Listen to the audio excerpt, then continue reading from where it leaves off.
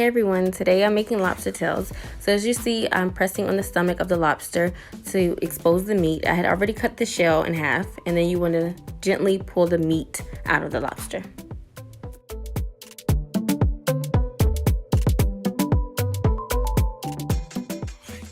As you see here, I'm going to begin on the next lobster tail, and you do the same exact steps. You just need to be careful because the lobsters have pointy sticks on their belly, so it will poke you.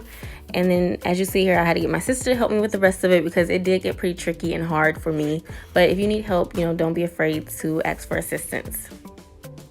So shout out to you, Quenya, for helping me. I love you, sis. Now for the fun part. I'll begin seasoning with Old Bay seasoning, all seasoning, garlic seasoning, well, garlic powder,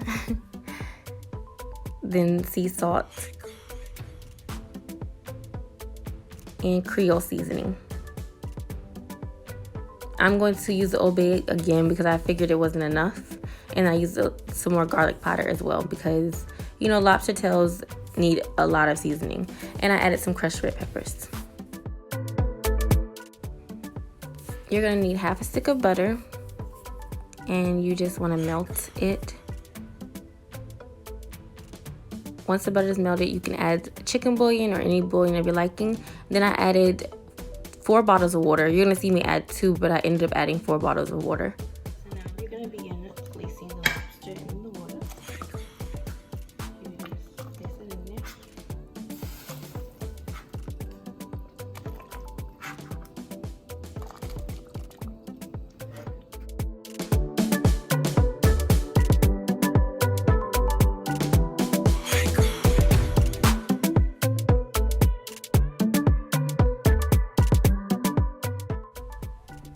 Now, once your lobster tails are done, you can add more seasoning, or you can add like a dipping seasoning to the side. Just season it to your liking, of course, and enjoy.